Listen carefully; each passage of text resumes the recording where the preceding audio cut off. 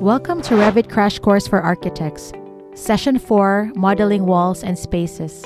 This course is designed to help transition from 2D drafting to Revit and master its essential tools and features in the easiest and smoothest way possible. Let's begin!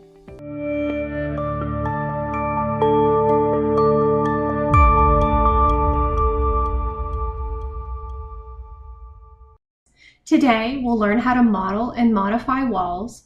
We'll add rooms and spaces to our model, and we'll tag those walls and spaces. In your Revit model, if you go to your Architecture tab and drop down Wall, you'll see everything that's been loaded in the template for your use. So let's go through these codes really quick. EWS stands for Exterior Wall System. And you'll see that some of these have an interior component and an exterior component to them. They've already been put together as a family so that you don't have to model the brick separately from the interior metal stud structure, for instance. We also have a couple of common exterior products: cement wallboard panel, CMU, and a metal skin panel. We also have a concrete foundation wall. And then you'll see these ones. These stand for generic walls. IWS stands for Interior Wall Systems. You'll see several different options here, from channel stud to a CMU, which is a masonry wall.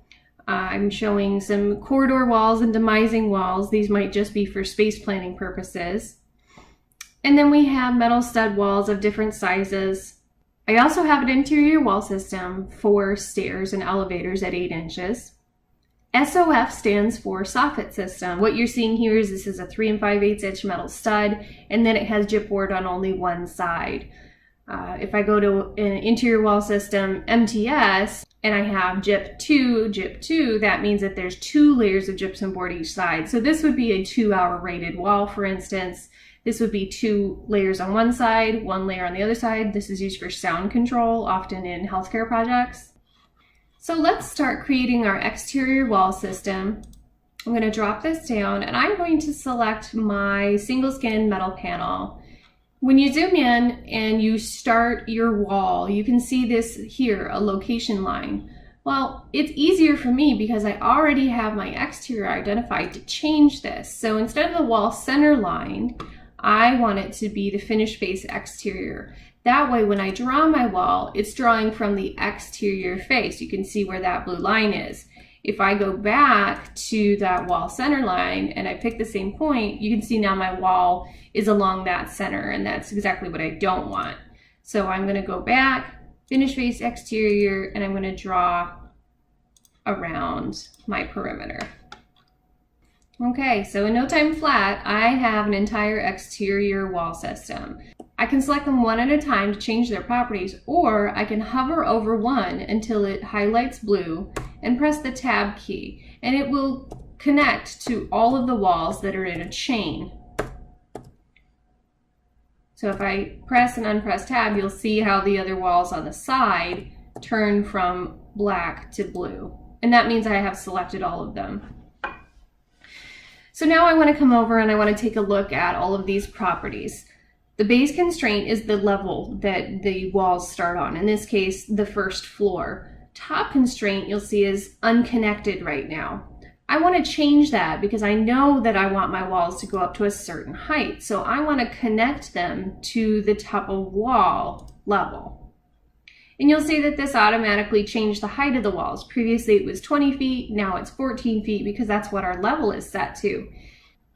So if I scroll down here and go to my elevations, I can now see my wall systems. Here's my top of wall. So if I go to my elevations and I change this level now to be 115 feet, you'll see that all of those walls rose at the same time. So looking at this structurally, I realize that this is going to be a problem in the field. I won't be able to build this wall directly into these metal frames. I could, but it would make it more expensive.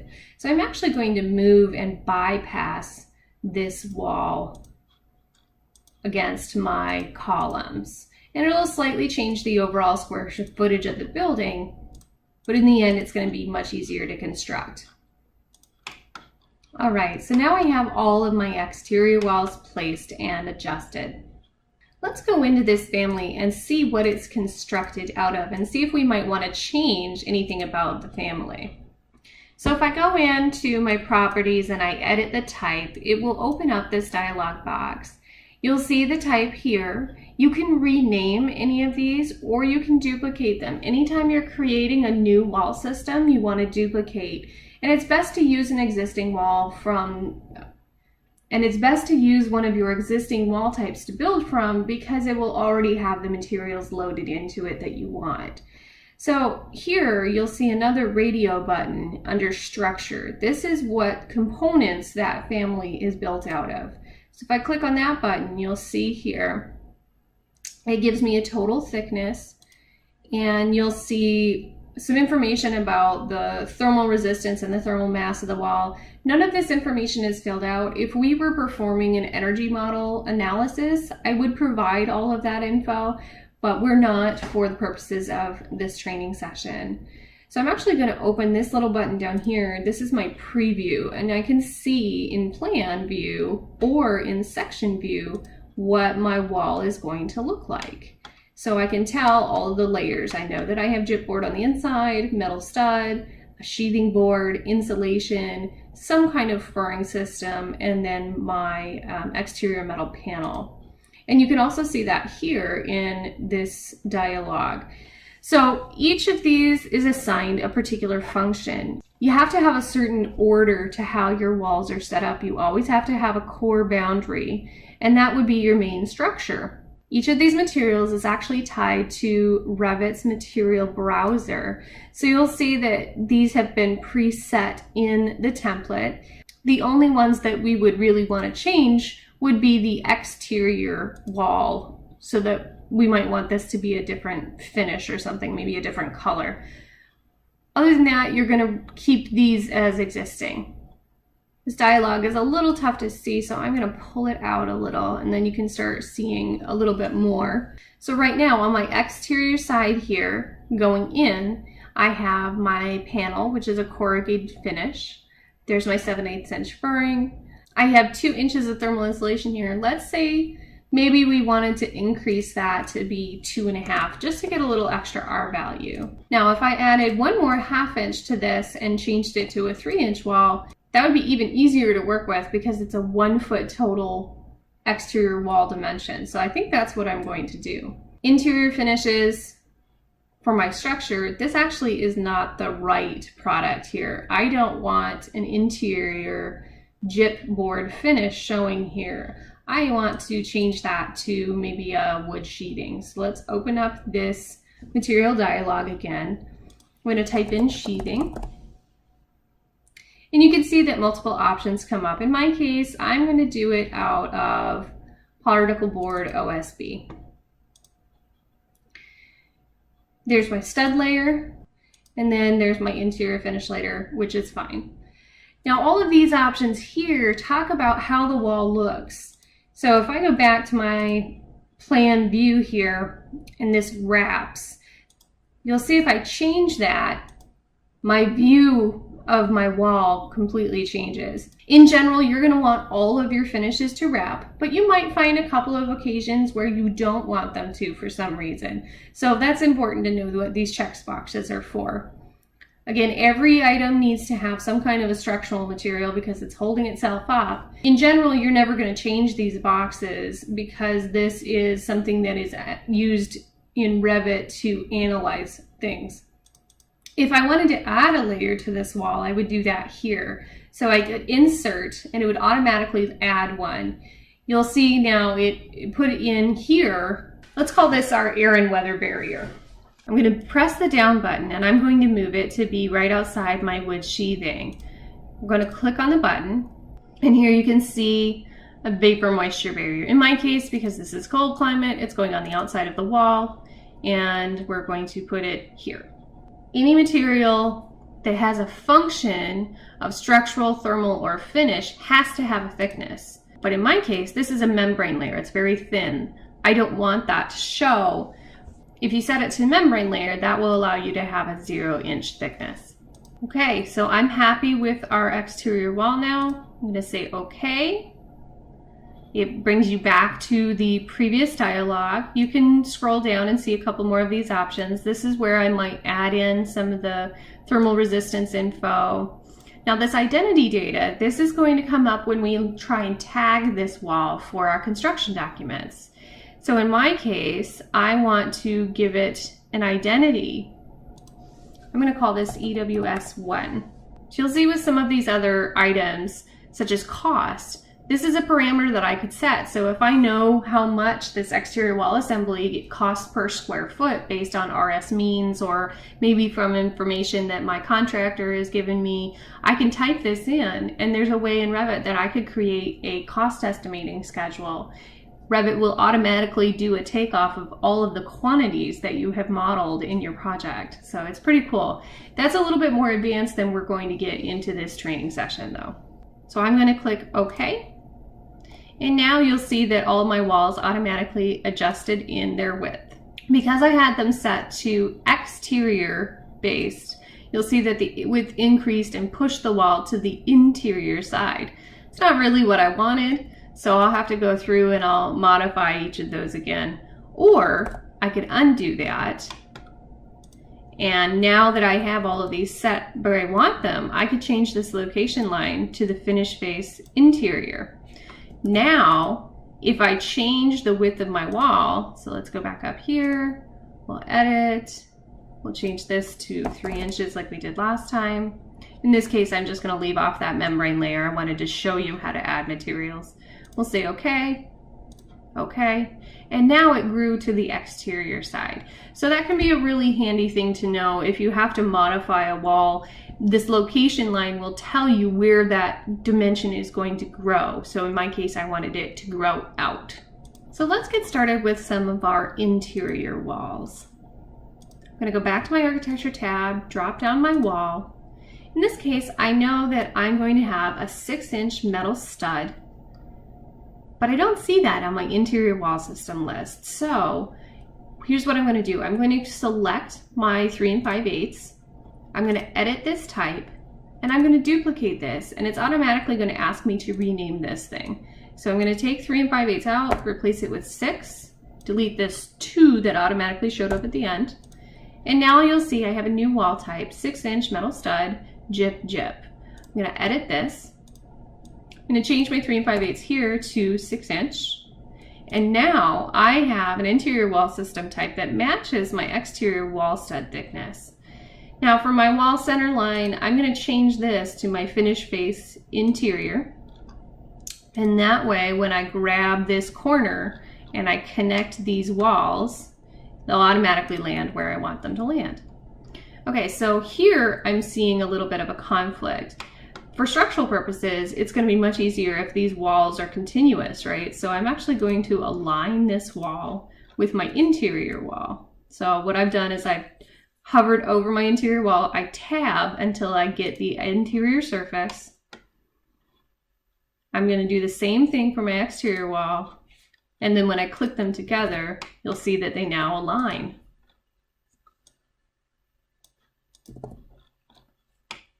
So I have a display property that's a little weird here. My exterior walls are not showing as gray crochet like my interior walls are. That must mean that my materials are set differently. So I'm going to edit this type. I'm going to go in here. I'm going to look at what this material is. It's set to metal stud layer. I want to make sure that these are the same, so I'm going to click on this, select Control A for all, Control C for copy. And then I'm going to go back into the properties for this wall. I'm going to edit. You see this metal stud layer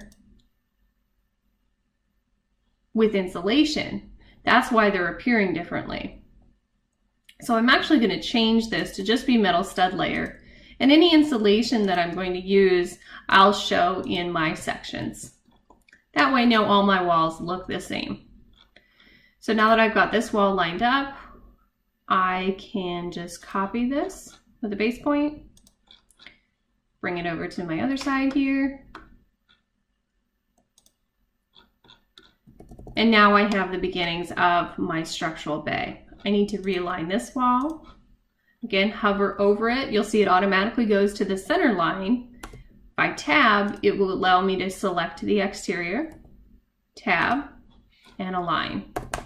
You can see with my overlay of my bubbles, I'm not very happy with the fact that it sort of squeezed some of my areas together. I have more space on the exterior than I did on the interior.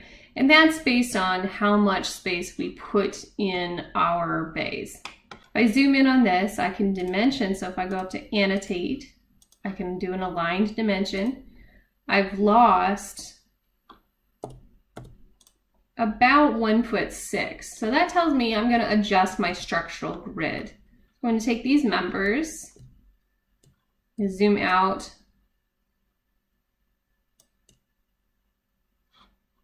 I'm going to filter that selection.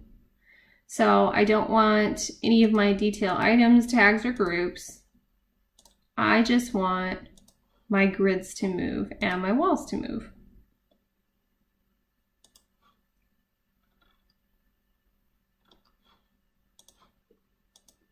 I'm going to move these over 1'6". Type it in. And now I need to go into my structural family group. And that tells me I need to actually move these members out 1'6". I know I'm going to need to do the same thing to the other side. So I'm just going to do it while I'm in here.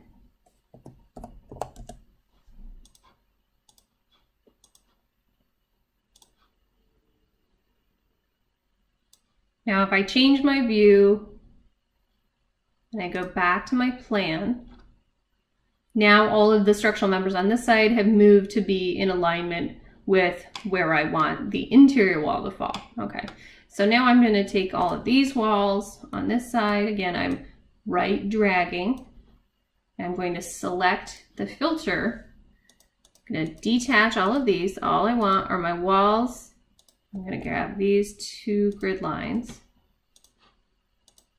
I'm going to move these over 1'6". So now I'm going to start adding some additional interior walls. I know for structural purposes, I don't really need 6" walls for the rest of these interior spaces. And I'm going to select a 3 5/8" wall with 2 layers of gyp on one side. That will help with sound control. So I'm just going to grab and drag from any particular location. And then I'm going to do the same thing here.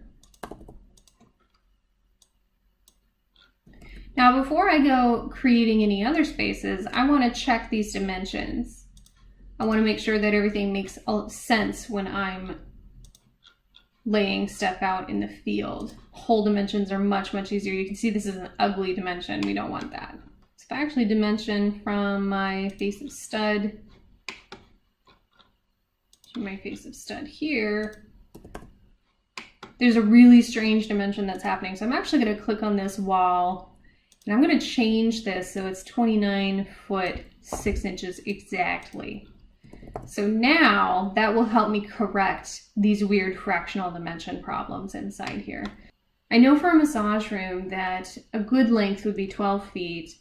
So we're going to be fine if we were to set this at 13'6" or even at 14 feet. So let's try 14 feet first.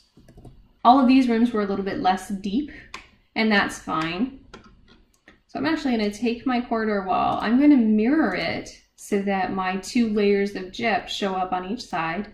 Click on my dimension string, edit my witness lines. I'm going to do the face of wall here. And now I want to correct this width. I'm going to put these at 10 foot. That gives me 5'6" from stud face to stud face in my corridor, which will help me meet the 5 foot minimum that I was showing between each of my bubbles before for ADA compliance. So let's check our dimensions in the other way.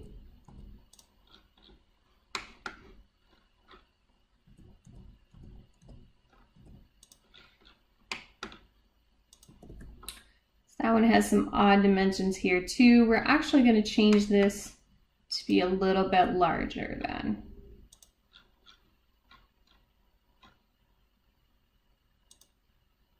We'll change this to be 64'9".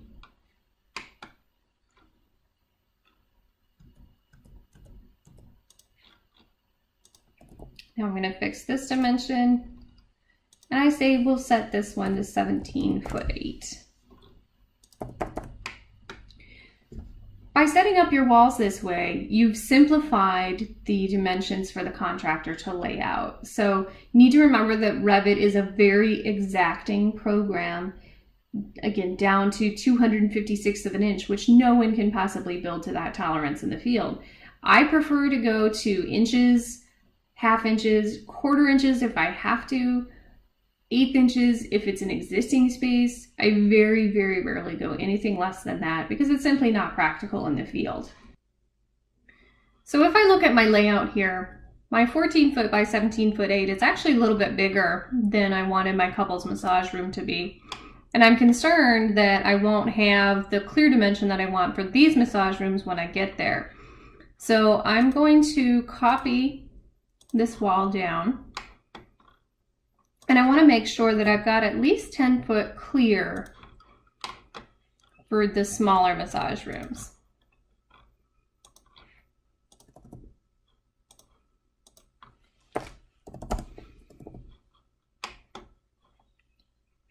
So I can see with my bubble, if I were to move this, I could still fit about 120 square feet into this room, clear space between the face of the walls, and we know that our columns are going to project into our space as well. So at least I know that this 10 foot works. All right, so now I have my massage rooms, got my couples massage. I want these to be equal sized. So I'm going to come in here. I'm going to measure to the face of the walls and the center line of the center wall. If I click on this dimension and I click EQ, it automatically adjusts the location of that wall. Now in this case, I want to delete that dimension because I don't need it anymore, but it automatically spaced the wall where I want it. And now I can see that my wall and my column will interact. That's okay because I can bring this out and wrap it around. So let's continue adding walls for our other side here. I'm going to create a similar wall and draw across. Now you'll notice when I drew across from left to right, it put the exterior side of the wall, the side with the 2 layers of gypsum board, on this side. If I do the same thing, but I do it from right to left, it will put the exterior side on the bottom. So that can be really helpful when you're doing these layouts to remember if you're drawing from one side to the other. So I'm going to set that dimension. And then I'm also going to do the same thing in this location. So I'm actually going to give myself a little bit more room. I changed my grid line dimensions to be 10 foot on center instead of 8 foot on center. So I'm actually going to grab my back wall and move the entire assembly back.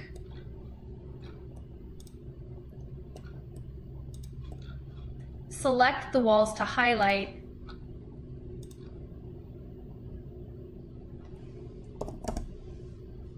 So now I'm confident that I can make these circulation paths work at the distance that the owners requested that I use them. So let's use some of our other tools here. Let's trim our walls. So if I go up and I click on the wall, the Modify Walls dialog shows, and I'm going to click the split element here. What I'm doing is I'm literally cutting the wall in half, and I'm trimming each of these pieces. So now they're individually set. And there is my corridor. You can see this block. So now I can move these space blocks and still get an idea of how much room I'm going to have. I actually have some extra space here, which is good. We could add a closet or something for storing supplies, etc. But I'm seeing that this side feels a little narrow and this side feels like it has a little too much space. So let's move these corridor walls, I don't know, maybe a foot. Now we have just a bit more room in those spaces And these rooms still feel good too. I'm essentially using my layout as a template. It also looks like I might get in a whole other massage room down here at the end, which is good. In the owner's case, she was asking for some more room. So let's go back and keep continuing to modify our template spaces. So 8 feet is pretty generous here. 27'3". I think we can bring this back down to, let's call this 7 foot. So I'm going to copy these again. Now these rooms I don't care as much about the sound, so I'm actually going to change this, drop this down to be 3 5/8 1 1. And all I'm doing is copying these walls down 3 times. The next thing I'm going to do is decide how these stations are going to be set up. So I had a conversation with the owner about how she thought her stylists would want their stations. What they've requested is some privacy between the stations. They would like each place to feel like its own booth. So we're actually going to create some freestanding walls in between each of these. So in that case, I'm going to use just a standard 3 5/8. And I'm going to use the layout of the bubbles that we've already done, and then I'll shift this as we go along. So essentially I'm making an equal-sided cross. We've got 10 feet in this direction, 10'6" in that direction, so I want to change this so that they're equal.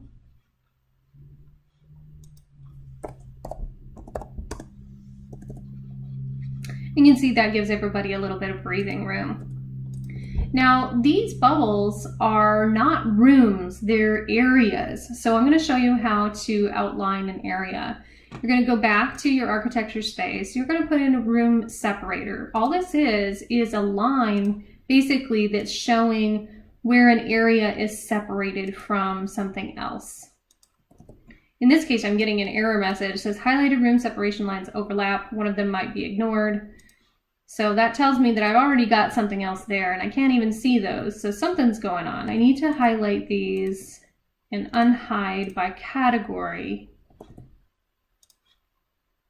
And now you can see those room separation lines. So as I delete these bubbles,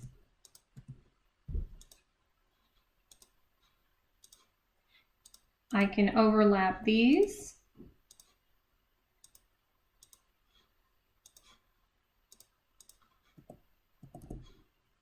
I can trim them.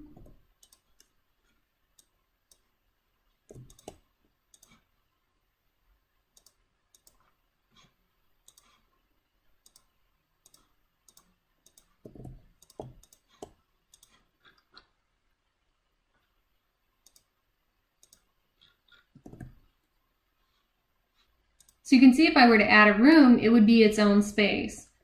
But I'm not going to add it just yet, and I'll show you why in a minute. Let's continue adding all of our other rooms as we have them shown. Our shampoo station is actually going to be a demising wall, and this needs to be thicker because it's going to have plumbing running through it. I know that already, so I'm going to change this to a 6-inch wall. It's going to have our 4 stations. I'm centering this on my program bubble, and I'm going to do the same thing, identifying those areas. And this one I can actually just flip and copy the whole thing.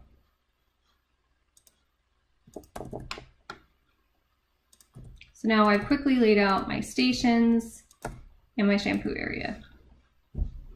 I want to make sure that I've got enough clearances between these pieces. So I'm actually going to set up some sketch lines to help me align stuff.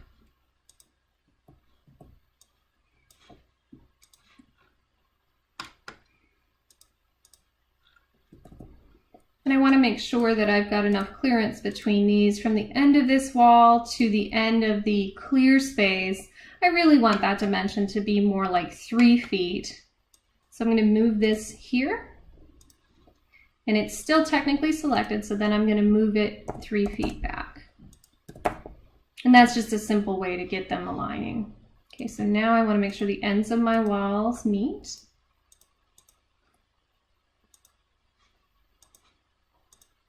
I'm using the Align tool for this. The keyboard shortcut for this is AL. You can ignore all of these. What Revit's telling you is that you've created this strange little separation, and if there was a room there, it wouldn't be able to understand this little gap. But in our case, it really doesn't matter right now because we're going to fix it. Okay, so if I go back and I have my other sketch line here, I can actually see that these are not going to align. So I'm going to move this back. So those crosses are more important right now. And then I'm going to see what that does for my clear space here. I'm going to have a shampoo bowl and a chair. I'm going to have a counter and a chair. So you're going to have enough walking space between these. But I do want to make sure that this is equal. So I'm going to go back with my sketch line down the middle here, grab my dimension there, right drag, so I select all of these elements. And now I'm centered. So I've got 2'6" between these imaginary lines for people to walk in, and I think that's going to be okay. So let's continue on. Because of our change in our structural dimensions, we've got a lot more space at the back here now, which is actually really good because it will allow her to have more nail area places.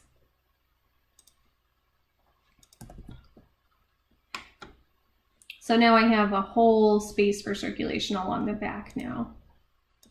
Let's come back in here. Our nail area is just going to be one big open room, but we want our staff break and our vestibule to be separated from the rest of it. So I'm going to draw from right to left so that my 2 layers of gypsum board end up on this side.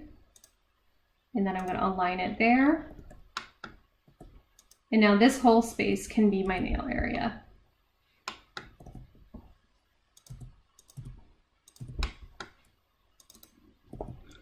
I don't need 2 layers of gypsum board between my staff break and my vestibule, so I just grabbed a standard wall. You can see these columns actually are going to help out. This could create a really nice little coat area because we're going to box these in next. So let's go through and we'll add our spaces now. Because we have these area indicators, I still want to show my nail space as its own room. So I'm going to create a similar room separation line here that's in line with my corridor wall across the way. So now I know that this space is my nail area, this is all circulation space. So I'm going to delete my sketch lines, and now we can move on to our center area. So now here's our main circulation path. We're going to have a little extra space in our hot tub atrium, and we'll have a little bit more room for our sauna and such. I know these walls are essentially going to be in plane with each other, so I can actually delete this one and I can bring this all the way across. And the reason you'd want to do that is anytime you have walls that are in plane, it's easier to just make it one full element than to have 3 walls, for instance, in here together.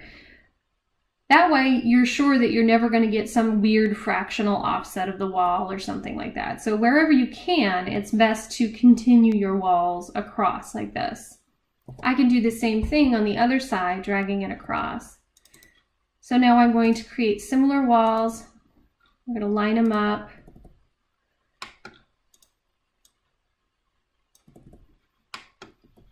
I want to check this dimension across here.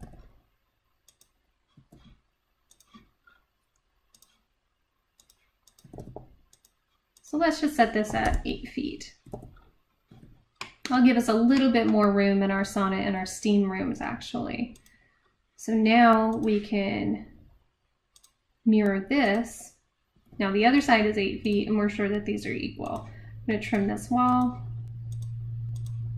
Here's that corner and that corner. Now between these, I want to make sure that my sound is really controlled. So I'm actually going to do a different wall here. I'm going to go back to my walls and I'm going to do a double gyp wall. And I'm going to set the location to the wall center line. You can see when you've got a case like this, you can actually just draw it straight from the midpoint and you already know that those two rooms are going to be equal. Now I can take this space and duplicate it over there. So now very quickly, I have this outlined. So let's do the same thing with our locker rooms here. If I model one side, I can just flip it over and do the exact same thing on the other side. First thing I'm going to do is I'm going to draw this wall across. It makes sense for this to be in line. Then I'm going to draw the outlines of my toilet room and add some dimensions.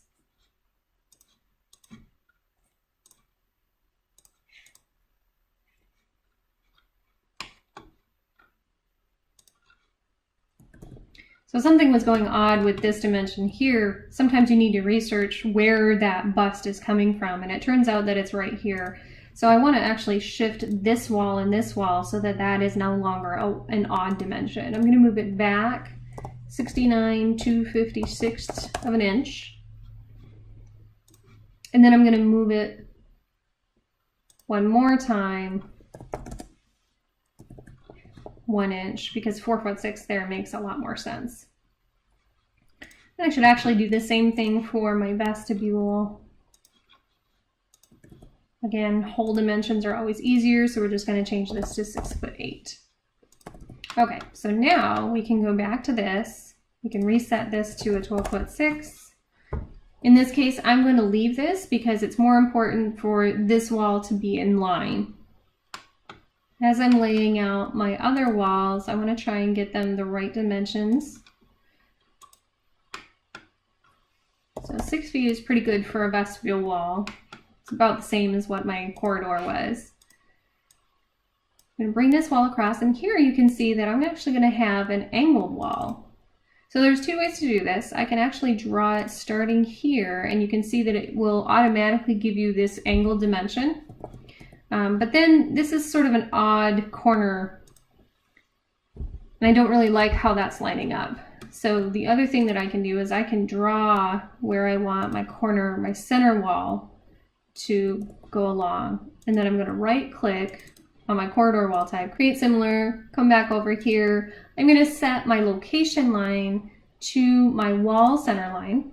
I'm going to draw it from right to left in this case, because I want those 2 layers of gypsum board to be on the outside. And now you can see this made a nice cleanup here.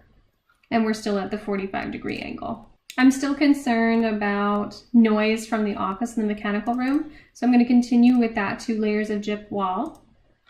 This time I'm going to reset so that my finish face is on the interior, and I'm going to draw it right here. And then I'm going to use one of my measurements to come across and see where this puts me. So let's make that a nice even 12'6".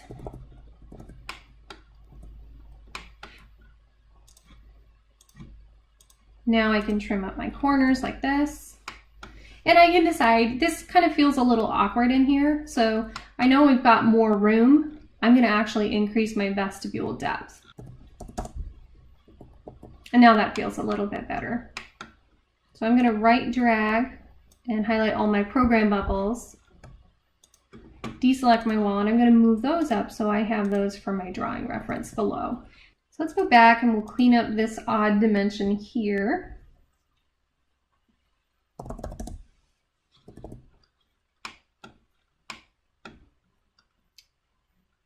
And then we can take a look at these bubbles. So I know that I want these to be tiled showers, and I want a little dressing area outside of those showers so that when people are walking by, this has a little bit of sense of privacy from the walking space. So I know that I'm going to have an opening here and walls enclosing these cubicles, probably with either glass shower doors or maybe like a wood teak door or something like that. So I'm going to start drawing those shower enclosures based on my program bubbles. And now let's figure out what our walking distance here is going to be.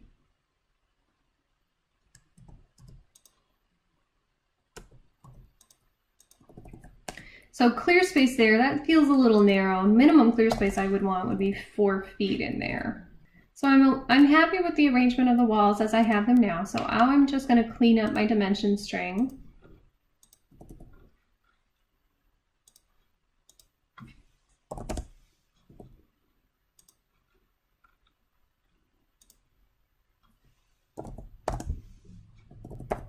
And remember, because we had this odd 5/8 dimension, we're probably going to end up with this odd 3/8 dimension here. And that's just because of our dual layer of gypsum board, and that's okay. But something I need to keep in mind is that all of these areas for a commercial building need to be ADA accessible. This isn't wide enough for a turnaround, so I actually need to move these back a little bit. I'd like to give a little bit more space. Let's put 6 feet there for that dressing area. We still have plenty of room for our lockers and a vanity here. Right, so I think we've got the dimensions that we want on this block of rooms. So I'm going to right drag, and I'm going to tab to select my specific walls. I'm going to grab this one as well, even though there's not a repeat of it on this side. And now I can just take all of these, I'm going to filter these so I don't check any of my detail items. I'm just going to do my walls. I don't really need to duplicate any of my dimensions because I know they're all the same. And then I'm going to come up here, find my midpoint, and duplicate it over. I'm going to trim this wall back. And now I know I have plenty of room. It's going to make sense for these walls to connect to one another here. That will create my mechanical room, and I actually have more space for it now, which is great. Now let's add a wall for the office.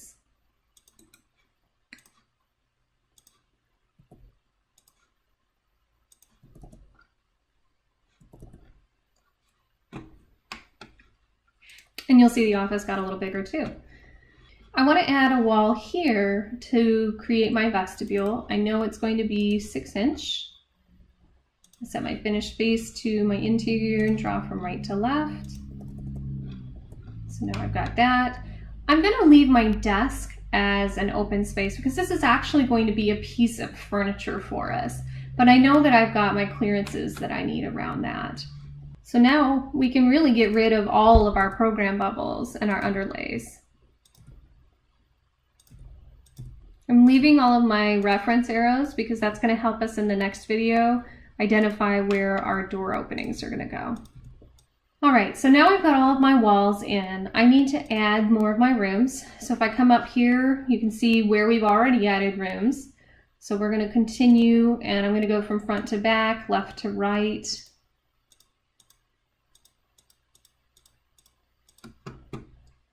Actually got an error message on this one. I tried to go too fast, and it put 2 rooms in one of those showers, which you don't want. So I'm actually going to move that to this room. So that's how long it would take if I placed all those rooms manually. I'm going to show you one more trick, and you're going to ask why I didn't show you this first. It's because I want to show you that there's multiple ways to do things. If I go back up to my room, I can say place rooms automatically, and Revit creates them for me. So if you want, when you're doing your assignment, you can use the automatic button, but I did want to show you that there's other ways to do things. All right, so now all of our rooms are in. I'm not going to go through and relabel them. I'll let you do that in your assignment. But I am going to show you how to add wall tags as our very last task here. So I'm going to go back up to annotate, and we're going to do this the fast way from the first time. We're going to tag all. So underneath this, you can tag selected things. Right now, we're just interested in the wall tags. So I'm going to click this button here, and you can see it automatically creates whatever the tag is that's loaded for the walls. In this case, I do want a leader on these, but I want a short leader. A 1/2 inch is going to be way too big. So I'm going to set these to 1/4 inch. I'm going to apply and say OK. And voila, all of my wall tags are automatically in the model. Now right now, all of them are blank because I have not set any particular wall types for any of these walls. So let's do that really quickly and I'll show you how fast it'll auto-populate.